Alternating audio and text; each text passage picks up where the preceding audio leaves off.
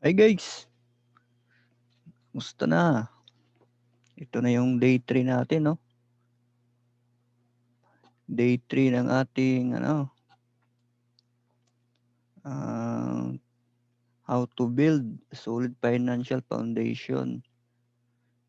I hope na dun sa day 1, day 2 natin is marami kang natutunan, no?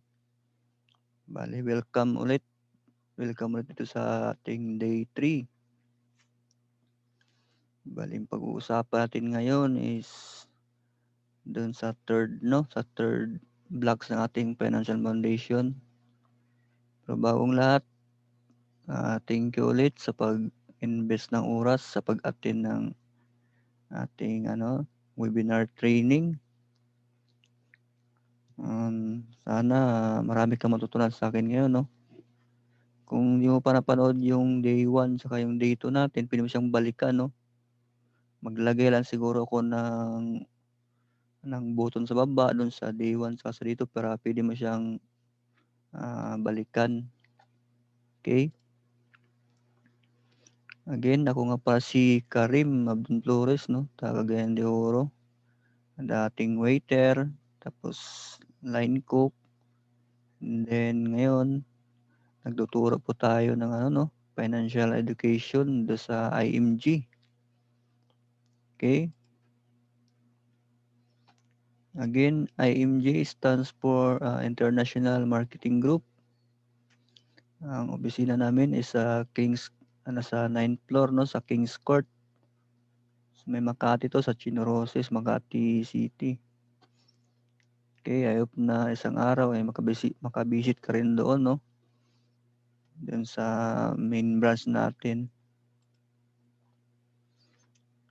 Again, sila yung the big three natin, no? Sir Joen de las Piñas, si Sir Noel Arandilla, Sir Bart Borja. Pag part ka na ng IMG, araw-araw natin sila makasama tuwing 9 a.m. no? Sa leaders call. And then meron silang yung programa nila sa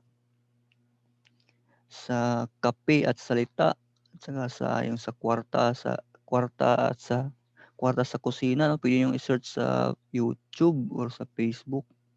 May sila doon yung parang live nila na live session nila, no? Doon mo sila makikita. Okay?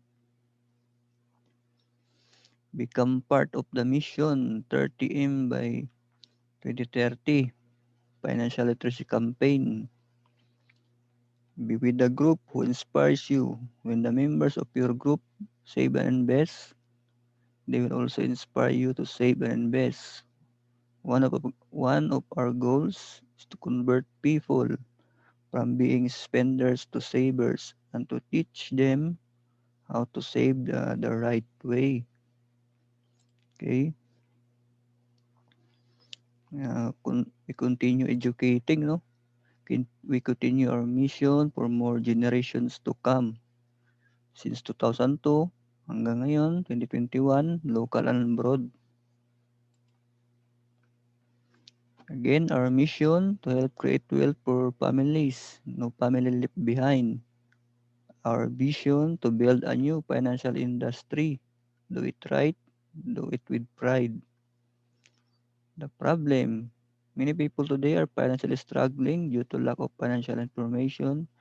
The solution, to educate more people about financial literacy and to provide them the best products in the financial industry. Mindset, help them learn the best practices on how to manage their own finances from saving to investing. Again, ito yung pag-uusapan natin sa loob ng 5 araw, no? Natapos na natin yung day 1, yung sa healthcare, sa day 2, ang life insurance, natapos na natin. At ngayon, pag-usapan natin ito, day 3, yung pangatlong palapag ng ating 5 building blocks, no? And yung pang-apat, emergency fund and investment. Dito na tayo ngayon, the third block of our solid financial foundation. Pag-uusapan natin yung debt management, no? Okay, let's proceed. Why debt management, no? Because it is the termites of our solid financial foundation or financial house. Para siyang ano, no? Para siyang termites, parang termite ng bahay, no? Parang anay ng bahay. Baga, kung meron kang ano, tawag dito, meron kang healthcare, may protection ka, meron ka itong ano, pero hindi mo na manage ng maayos itong ano mo, dib mo, mapupunta rin sa wala, no? Baga ito yung sisira sa ano natin, financial house, no? Okay? Pag-usapan mo natin yung reality number 1, no? When it comes to securing and saving their future, many good people fail. Many of us people fail. Many young people fail. Many old people fail. Many teachers fail. Many engineers and doctors fail. No long-term plan. Many end up retiring without enough savings to support them. Lack of knowledge. These people don't set out to fail. They do because they fail to plan and manage their personal finances. Okay, yan po yung reality number 1 natin. Reality number 2. Many overseas Filipino workers or at mga kabayan, mga OFW, na work hard for 20 to 30 years and still up, no? Retiring poor. Mga kababayan natin, sa matagal na sa abroad, no? No savings and investment, ang tagal na sa abroad. Yan ang problema is, yun nga, the end up, no? No savings and investment. Reality number 3. If you save your 13-month pay for just 6 years, in 40 years, you have 10 million. Delete gratitude. If you sacrifice for 6 years not to buy things that depreciate value in time, you could already change your life. Okay, yan po yung reality number 3 natin. Reality number 4. Many people believe that financial education is for the wealthy. Many think that the only solution to financial challenges is to borrow money, no? Bank loan, is loan, credit card, credit, pag-ibig, Bombay. Okay, sino yung mga karit sa mga Bombay, mga Bombay na ano, parang kabilang pala sa mga ano mga loan shark, no? Mga Bombay. Eliminate your debt. Just in case you are into debt, no? Make a plan on how you can eliminate it. Can eliminate as soon as possible. Magbigay tayo ng example dito sa credit card. Kung may ano ka, may utang ka sa credit card, no? Ito yung pwede nating gawin, no? Pay the entire amount every cut off period, not just the month or minimum amount due para ma-avoid mo yung 3.5 interest per month. Yan yung mga charges na ano, no, sa mga credit card.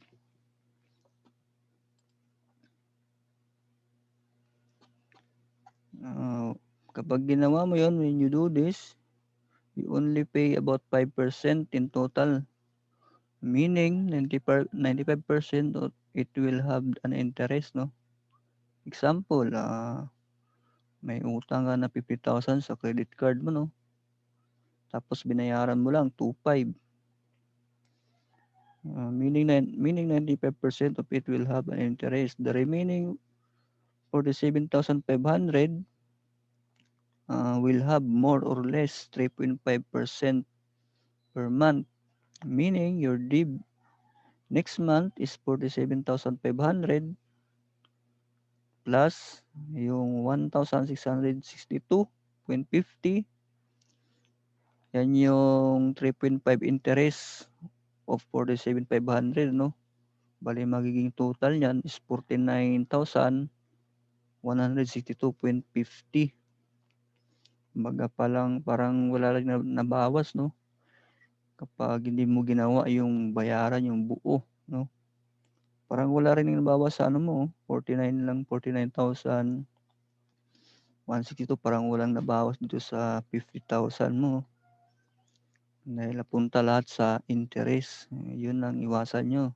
Kung sakaling meron kang ano sa credit card, no? So ito, if you think wisely, your debt is still the same because your payment goes to its interest. If if you just pay your total debt of 50,000, then there will be no interest on it. Ngayon, maybe your question is, what if I don't have the total amount of 50,000? Minsan minsan pag tinanong mo, paano 'yan wala akong 50,000, no? Pambayad ng buo dun sa naging utang mo sa credit card. Yan ang simple answer is you don't need to have a credit card because it's clear that you don't have a capacity to pay. Gano'n lang po siya kasimple, no? Kapag ah, klaro na talagang hindi mo talaga kaya na makapagbayad ng credit card kapag gano'n, no? Mas mas maigi na hindi ka na lang kukuha ng credit card, or kung meron ka man ngayon, puwede mo siyang ipaputol, 'no? Meron kasing pag-aaral sa ano, kung di ako nagkakamali, nabasa ko lang yun sa article, sa pag-aaral, ang psychological effect of credit card, ito yun, 'no? Kapag ginamit mo yung if you buy using cash, there is pain when you see your cash get out in your wallet, 'no? Mapapansin niyo 'pag mabili kayong mga for example, bumili ka ng,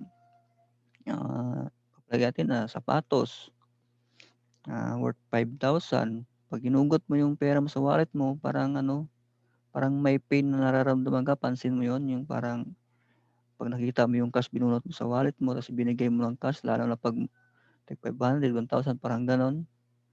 Parang ka, may pain nga, parang nanghihinayang, parang gano'n. Pero 'pag cash ang, 'pag ang ginamit mo is credit card, less pain if you don't see or touch your money when you pay something. Kaya marami ang maraming kaso ngayon na baon sa credit card, 'no? Kasi hindi nila nakokontrol yung sarili nila, 'no? For example, bumili, may nakakita ng mga gadget, parang gano'n. Ang credit card kasi swipe lang ng swipe, 'di ba? Hindi mo siya napapansin, hindi mo nararamdaman yung sakit na parang hindi mo nakikita yung cash, parang ano na siya, parang hangin lang, parang gano'n, swipe lang ng swipe. Kaya maraming nabibiktima sa tawag tuloy sa credit card. Ayon lang ito sa 'no, sa pag-aaral, 'no, 'yun lang na nila natuklasan. Kahit ikaw mismo mapapansin mo 'yan, cash versus, credit card, 'no?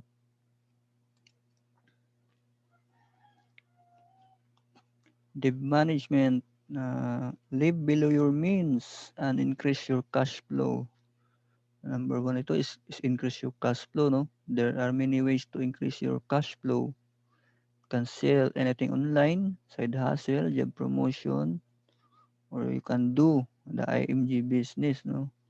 Ito ay explain natin 'to sa ating day 5, 'no, kung paano ito, 'no.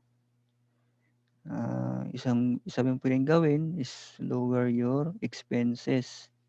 Live below your means, avoid impulse buying. Monitor your monthly expenses and focus only on your needs and not the wants. Okay? Himayin natin ng konti yung increase your cash flow. Ito yun, job promotion. Pili ka kung may trabaho ka ngayon. Pili kang magiging ng promotion sa amo mo, sa boss mo, or pag iyan pa yung trabaho mo, or you can do vlogging. Ito yung uso ngayon, no? Vlog, no? Mapapansin mo maraming sa YouTube, no? Mga magaling na vlogger, pwede mo yan. Kung magaling ka sa pag ano, no? Pagpapatawa, ano ba yan? Pwedeng galing ka sumayaw, yan. Pwede mo yan gawin yan, vlogging, no? Kasi kumikita sila diyan sa ano, no? Sa ads revenue, no? Kung may mga physical products ka, pwede mo itong gawin. Online selling, yung mga live makikita mo sa Facebook, online selling, no? Pamain-main dyan, yung mga ganun, pwede yun. Pag may physical product, ano, part-time job, pwede kang part-time. Kasi nga, nasa part tayo ng debt management, kailangan kung may utang ngayon, kailangan i-manage natin yan. Kasi yan yung termite ng ating financial house. Freelancer. Yan, freelancer, pag may mga talent ka sa job, actually malawak to freelancer, no? May talent ka sa mga graphics, parang ganun, video editing, Photoshop, yan, mga ganyan. Part-time business, maghanap ka na may part-time na ano dyan, marami dyan. Kung e-gamer ka, streamer, ito yung mahilig ka maglaro, yan, pwede mong gawin yan. Again, kumikita ito sa mga ads revenue, no? Magaling ka maglaro, mag-stream ka lang sa Facebook o sa YouTube, no?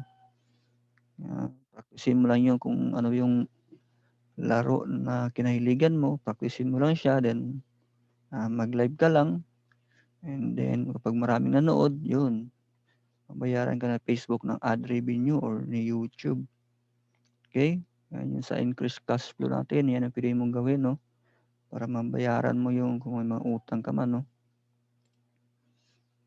Ito naman, lower your expenses. Kung pwede mong gawin to, eliminate or reduce your cable connection. No? Kung may cable ka man, hindi man masyadong nagagamit kasi nga ilang channel lang pinapanood mo, yan, pwede mo siyang i-eliminate or bawasan. Save electricity, aircon, hot iron, washing machine, rice cooker, etc. Ito yung mga pwede mong gawin. Avoid soft drink, expensive coffee, junk food, restaurant, avoid impulse buying on mall, sales, shopping, spend less for gifts and families and friends, ride jeepney or bus instead of taxi, Grab or Uber, no? Keep away on people spend too much on party, bars, gimmicks, and alcohol. Yan, ito yun. Maraming mga ano dito, no? Mga gimmick, party, yan. Sino mga nakarelate dyan? Ito yung pwede niyong iwasan. Malaking ano din to. Malaking gastos din to, no? Tapos wala naman to. Hindi rin din naman nakabuti sa atin, di ba? Yan, pwede mo iwasan yan. Okay? How to get out of debt. Pwede mo itong sundan itong ano na to, no? Yung ano na to, list down all your debts. List yung mga utang mo, lista mo lang. List down all your expenses. List down all your income. List down how much you save if you apply the ways you can reduce your monthly expenses. Okay? Ito, magbigay tayo ng example dito. Monthly income and expenses analysis form, no? Pwede mo itong screenshot or guhit ka sa notebook mo at hatiin mo lang siya pang-apat. Ito, lista mo, may monthly income mo, salary, any form of income, lista mo lahat, tips, incentives, service charge, naka-extra income ka, or may negosyo ka ba, part-time job, yan. For example, ito yung total, no? Total yan. Month in total mo yan. Yan yung lahat ng income mo. Tapos pagdating dito sa sa kabilang side, Ito naman yung monthly expenses mo. Total mo rin yan lahat. Total mo mula sa food, transport, internet load, water, electricity, soft drinks, apartment. Yan, kung may bisyo ka, lista mo lang lahat. Clothes, grocery, utang mo. Yan, pag na-total mo na siya, mapansin mo rito, nag-negative ka, no? Negative ka ng 2,300. Okay lang yan kasi nga assuming na hindi mo pa alam yung ganito, kahit actually simple lang tong basic lang to na yung analysis form na to, yun nga lang minsan sa sobrang simple, minsan nakakaligtaan nating gawin. Kaya hayaan mo lang 'to na ganyan kasi bago mo pa lang 'tong sinusunod. For example, di mo pa talaga nagawa 'to, bago mo lang siyang ginagawa, okay lang 'yan na mag-negative. At least alam mo na kung paano mo siya may basehan ka na paano ka mag-reduce sa next month mo, 'no? Okay. Yan, dito na tayo magbawas. Magbabawas tayo dito sa kabilang form, 'no? Bale, wait lang,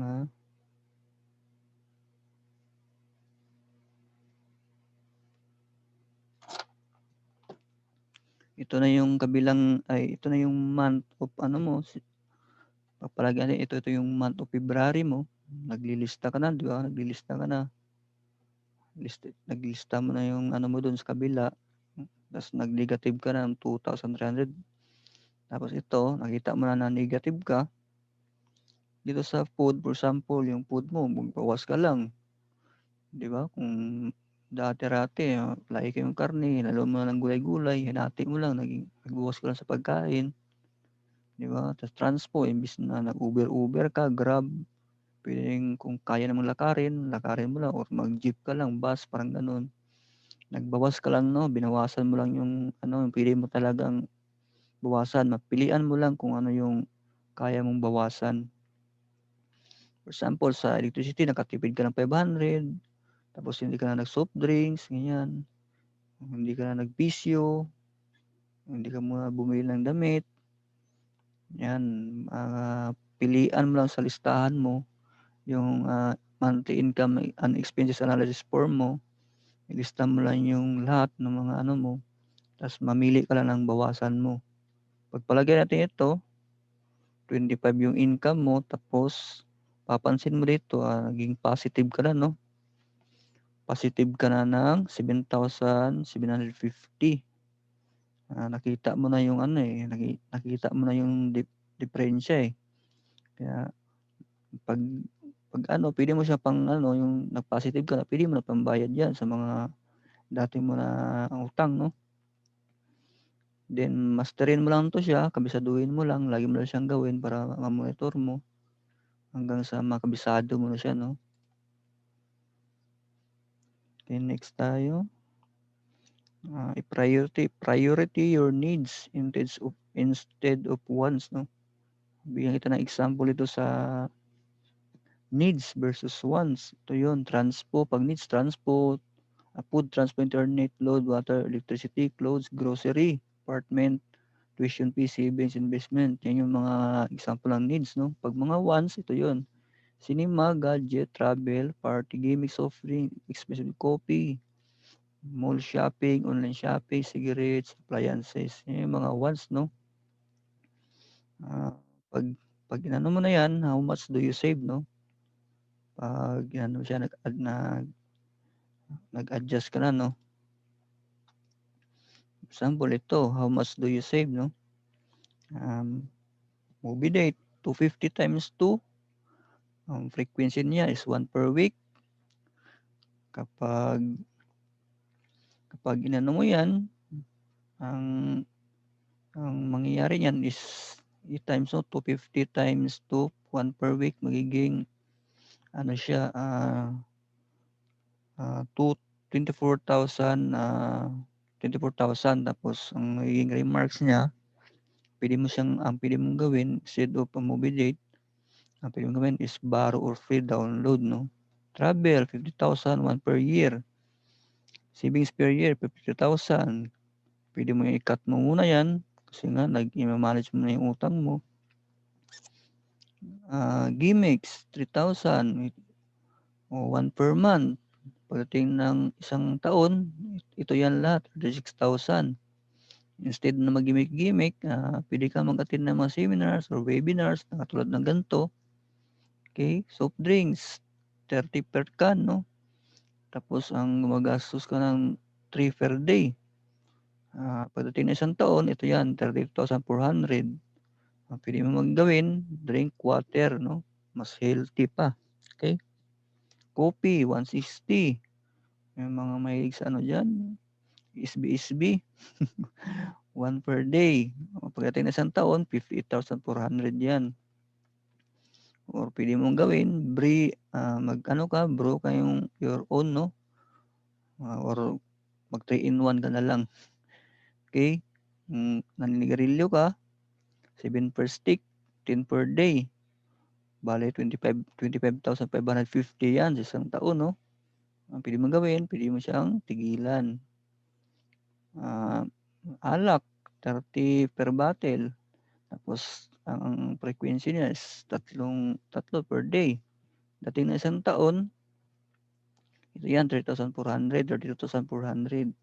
Pwede mo yung gawin, drink occasionally lang or pwede mo itigil, no? Shopping, 501 per week, 24,000 yan sa isang taon. Pwede mong gawin, iwas-iwas muna sa mga mall, no? Bottled water, 20 per bottle, no? 1 per day, 7,200 sa isang taon. Pwede mong gawin, bring your own bottled water, no? Or mga dala ka lang sarili mo ng ano, lagyan ng tubig. Cable TV, 2,000. Isang taon, 24,000. Pwede mong gawin. Manood ka na lang sa YouTube, no? YouTube ka na lang. Sa Grab, 200 per day, 1 per day, 70,000 yan sa isang taon. Instead, pwede mo gawin, mag-jeep ka, bus, or pwede mo gawin, mag-grab share, no? Grab share na lang, no? Ang total savings niyan, pag sinunod mo yung mga ano nito, ang total na savings mo is ito, 386,950. You can use this for your savings or pay for your DIB. Okay, pwede mo itong sundan itong mga ano na to, pwede mong gayahin to, for sure, no, makakatipid ka. Okay? Ask yourself before you make purchase, no? Is it a plan or an impulse buying? Pangalawa, is it a needs or wants? Can I buy it? Can I buy it in a cash or a credit card, no? Pag-isipan mo muna ba tanungin mo muna sarili mo, no, before ka you make purchase, no? Okay? Ito naman, minor and major purchases, no? Pag minor purchases, think at least a week, no? Kasi minsan tayo, may mga gusto tayong bilhin, try mo na mag-think ka mo ng at least a week, no? Pag mga minor, no? Baka pwede magbago yung isip mo, minsan kasi parang nakakadaan lang tayo sa mga sale, parang hindi mo agad napigilan sarili mo, bumili ka na ganyan. Tapos pagdating mo sa bahay, tatambak mo lang, parang gano'n. Parang ang gawin mo is, think at least a week, no, bago mo siya bilhin. Kasi pwede pa magbago yung may isip mo doon. At least doon pwede kang makatipid, no. Ito yung mga example no'n, bag, shoes, clothes, gadget, appliances, cellphone. Pag major naman, think at least a month, no. Car, motorcycle, house, yan. Think at least a month, no. Ayan, pwede mo 'tong sundan 'tong strategy na 'to. Okay? What if you invest, no? Magbigay tayo ng example sa house, no? What if you invest that money, how much it will become after 20 years, no? Example, Bahay. If you are paying 15,000 a month for 20 years in your house, what if you invest that money in the stock market with 18% a year? You will have estimated of 26 million 393,000 uh, 035, no? Okay? Yan yung pinaka-estimated niya, no? Bigyan lang tayo ng sample, pre-ka na calculated na to, yung ano na to. If you are paying, no, 15,000 a month for 20 years. Okay? Let's proceed. Trivia lang ng kaunti. Did you know average millionaire purchases a 2 years old car? Why? Because if you buy a brand new car and after the car is outside the store, it loses 20% of its value. Then after 5 years, it loses 60% of its value. No, paglabas pala ng ano no, store, nag-loses agad ng 20%, no, to its value yung kotse. Okay? Sabi dito, average 15% to 20% of car depreciation rate every year. Example, 1 million car will be worth 400,000 after 5 years. It loses 600,000 of its value for parking, maintenance, etc. Okay? I hope na hindi naman sinasabi dito na ano, just for trivia lang, no? Hindi naman sinasabing masamang bumili ng sasakyan. At least kahit papaano may idea ka bago ka bumili. Okay? Good div and bad div, no? Bigyan kita ng example dito. Ang good div, the money you borrow to start a business or produce cash flow. Okay? For example, ang nangutang ka, tas nangutang ka ng bahay, tas pinupahan mo, ginawa mo siyang parang paupahan, yun. Yun ang example ng good div, no? Kasi ang cash flow, may cash flow sila eh. Nangutang ka ng pambili ng bahay, tapos pinupahan mo.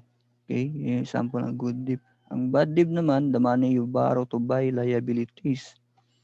For example, bumili ka ng sasakyan, tapos hindi mo naman siya ginamit for sa negosyo, or ginamit mo siya pang purma-purma, parang gano'n. Magiging liability siya. Okay? Kasi walang pumapasok na income eh. Asset or liabilities. Determine if your house or car can be an asset or liabilities. Ito yun, asset. Ang simple na ano ng asset is the money will put inside your pocket, no? Gaya ng sample natin kanina, magiging asset lang ang bahay kapag ginawa mo siyang paupahan, parang gano'n.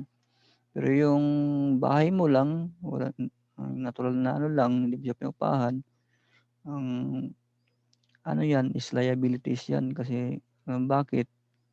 Nabasa ko rin sa libro ni Robert Kiyosaki, no, na ang bahay pala hindi matatawag na asset, no, kasi nga may binabayaran ng tax, ang mga repair diyan, mga maintenance. Ang nangyayari, palabas yung pera mo sa bulsa mo. Kaya yun yung hindi mo siya matatawag na asset yung bahay, no, na most likely ang paniwala ng karamihan is asset daw. Okay? Liabilities, the money will go out. Ito ngayon, the money will go out in your pocket, no. Actually, itong dalawang to, pwede yang maging asset or pwede ring maging liabilities, no. For example, ito nga, yung sasakyan mo, bumili ka ng sasakyan, tapos purma lang, parang gano'n. Eh, may mga maintenance yan, gasolina. Pero kung ginamit mo siya for example, pang Grab, pwede siya maging asset. Gano'n din sa bahay, no. Pag bumili ka ng bahay, tapos pinaupahan mo, ginawa mong boarding house, parang gano'n, magiging asset siya. Okay? I hope na Nagka-idea ka na sa asset or liabilities, no? The 10 times rule method, ito pwede mo siyang sundan para hindi ka mabaon sa utang, no? 10 times rule method. Use this method if you want to buy something. For example, magbigay tayo ng example, ang 10K worth of cellphone, no? 10K yung halaga niya. Before you buy that cellphone, make sure you have 100,000 free money in your bank account. Kasi nga 10 times siya, no? 10 times mo lang yun, 10,000. Kailangan may free money ka na 100,000 sa yung bank account. Okay, ganoon din sa ibang bagay, may binili ka, example, sapatos. Yan, 5,000, times mo lang siya sa 10. And then kung meron kang 50,000 sa yung bank account, yan, pwede mo siyang bilhin. Ito yung tinatawag natin na the 10 times rule method, no?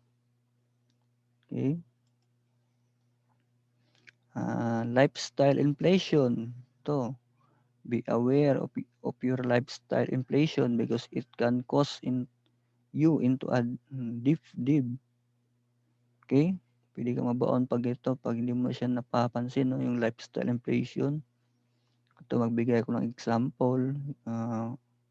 You get promoted in your job, no?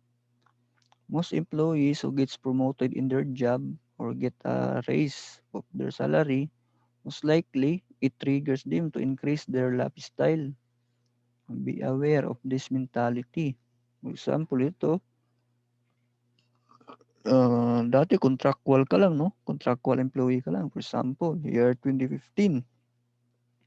So, ang sahod mo, monthly salary, 10,000. Tapos, ang naging expenses mo, 7,000. Hindi ka kinakapos, no? Pagdating nung regular ka na, 2016, 12,000 salary mo, monthly expenses, 10,000. Medyo pa, hindi ka pa na, no? Pagdating mo ng supervisor ka na, no? Ito na, naging supervisor ka na. 15,000 tapos monthly expenses mo 15,000 din. Siya, break even, no? Ngayon, pagdating mo ng manager, example, naging manager ka yung 2020, ang monthly salary mo is 20,000, tapos biglang ang monthly expenses mo is 25,000. Negative ka pa ng 5,000. Ganun po nag-work yung lifestyle inflation. Mapapansin mo ba yun? Example, napapansin mo parang may promotion, parang gano'n. Ang gagawin kasi madalas niyan, tawag ito, uusuin ka ng mga katrabaho mo, libre ka naman, ganyan. Ganyan yung nangyayari, no? Kasi kampante ka na, kasi tumataas yung posisyon mo, kampante ka na, akala mo, parang gumastos ka rin ng mataas. Hindi mo napapansin yun kasi nga, parang kasi mataas ang posisyon mo. Okay, maraming na biktima sa mga lifestyle inflation, no? Kaya pwede mong iwasan ito, no? Okay? 2 methods to pay your debt, no? Itong dalawang method na 'to pwede mo siyang sundin, no? Ang pinakauna yung snowball method, no? Sabi dito, list down all your debts except your house amortization and without thinking the interest. Arrange them according to the smallest to the largest outstanding balance. Pay the smallest debt first while paying the minimum payment on the larger debts. Example, dito, personal loans, 10,000, calamity loan, 15,000. We call it the attack and destroy mentality. Paying the little debt first builds momentum, confidence, and motivation, no? Paunti-unti mo lang, unahin mo lang yung pinakamaliit hanggang sa palaki na palaki, hanggang sa nagbi-build kasi ng yun, parang confidence na kaya mo palang makabayad, no? Unti-unti mo siya, unahin mo yung smallest, no? Hanggang sa palaki ng palaki. Yan, pwede mong gamitin yun, snowball method, no? Ang avalanche method naman, ang sinabi dito, list down all your debts and eliminate them. According to the highest interest rate each month, pay at least the minimum payment due on each. Ang gagamitin mo lang dito sa Avalanche, um, unahin mo yung ano 'no, yung highest interest 'no, interest rate, unahin mo yun. Puwede mo yung puwede mong gamitin 'to, yung Avalanche 'no. Mamili ka lang dito 'no, kung anong method na puwede mong gamitin, okey? Reminders lang 'no, stop the bleeding and do not borrow money or else you're just fooling yourself. Cut your credit cards if this is the reason why you are into DIF, 'no. Avoid materialism, increase your income, have a budget and live below your means. Check your lifestyle inflation, do not borrow money just to invest in stock market.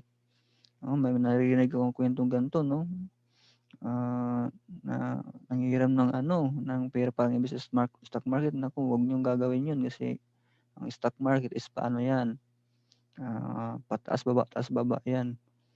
Kaya hindi advisable na manghiram ka para pang-invest lang, okay? The first step to take control of your money is to stop borrowing 'no. 'Yun ang dun, pinakauna mong gagawin. Okay. We are done filling out the third block of our solid financial foundation. Natapos na natin 'to, yung debt management. Okay, I hope na marami kang natutunan dito. Again, I encourage you, save and invest as fast as you can, while you can. Tomorrow's lesson 'no, ito yung 4D na natin bukas, the 5 building blocks of a solid financial foundation. Ito na natin pag-uusapan yung how to set up your emergency fund. Pang 4D natin bukas, abangan mo yun sa email ko, i-check mo yung spam folder mo, yung sa promotion tab, minsan dun pumupunta yung mga email ko sa'yo. Check mo yung spam folder, andun yung baka andun mapunta 'no. Okay. Again, thank you sa pag-attend sa ating webinar ngayon. Bale, abangan mo lang yung natin bukas, yung training sa topic natin na emergency fund. Kung may mga katanungan ka, yung mga training natin, again, ito yung contact number ko, pwede mong tawagan, i-email mo ko, ito yung website ko. Then pwede tayong mag-Zoom 'no, para mas masagot ko yung mga katanungan mo 'no. Okay, that's it guys. Salamat sa pag-attend 'no. 2 araw na lang matatapos nating ang ating 5-day financial literacy webinar training 'no. Abangan mo yung emergency fund at yung last, yung investment natin. Okay guys, see you bukas. Thank you.